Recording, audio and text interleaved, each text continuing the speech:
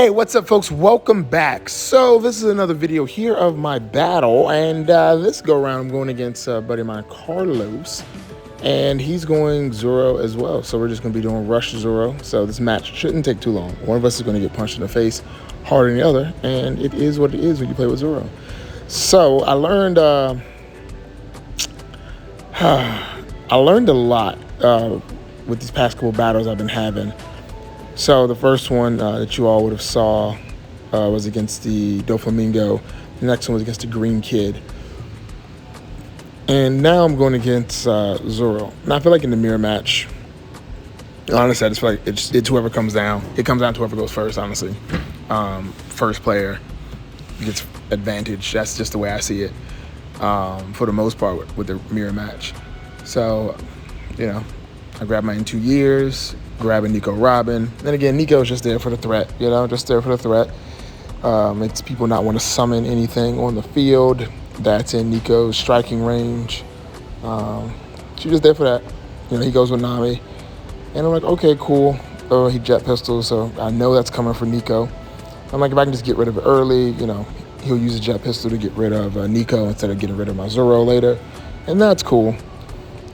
But also now, like, if I do that, then I also found a character. But I do have the Zoro just in hand waiting. So I'm like, all right, leader. He takes the life bet. Bring out Chopper. No, he's not going to jet pistol Chopper and pass turn. Now, I think I probably should have gone with jet pistol or Nico Robin just to force him to use the jet pistol early. Because he would have had enough this turn. But I didn't. I let him keep it. But I kept the 2 for that, for my Red Hawk. Now, I didn't see Nico coming out, but that was very convenient. So he kind of misplayed that a little bit. He played Nico. He shouldn't have played Nico. You know, he should have just kept her until he was ready to, like, after he done his attacks, then she would have been okay. Because I would have just taken out Chopper with the in 2 years. But, you know, it happens. So now I have the Zoros on the field. I took out the Chopper. I know Gum's coming up. He's going to jet pistol my stuff. It's expected. He's checking Don, just double checking again. I'm like, okay, so he's going to go after, you know, he's going to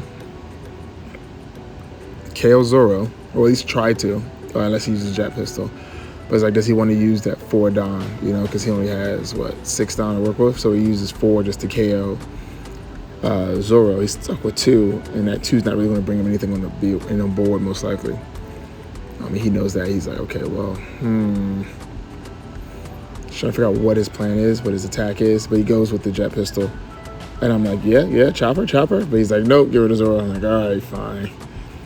But I'm cool with it, because I think I have another Zoro in hand probably anyway. So he brings out the Nami that gives the rested Don, which is always great.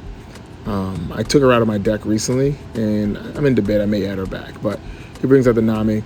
So now I'm sitting here on a 7 Don. And I'm like, all right, well, leader. Just leader. Force that. 3 to Zoro.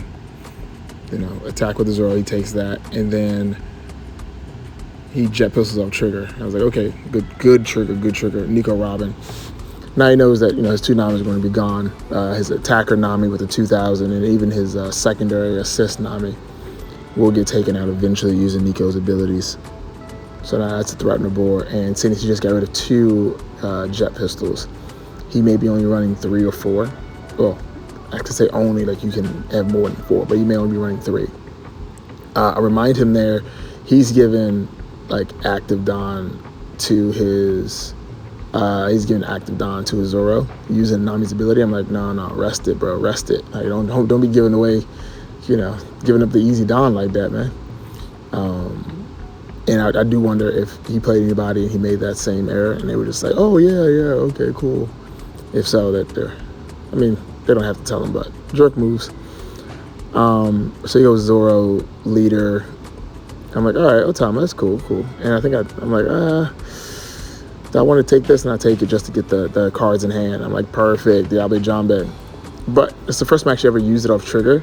But I use it just to KO his chopper because that's essentially what I've been bypassing anyway. So I know he doesn't have anything else in his deck that's blocker, most likely. Like, he's not running Jinbei as a blocker, and probably not Bart. So no worries about that. Just KO the chopper right now and get rid of him.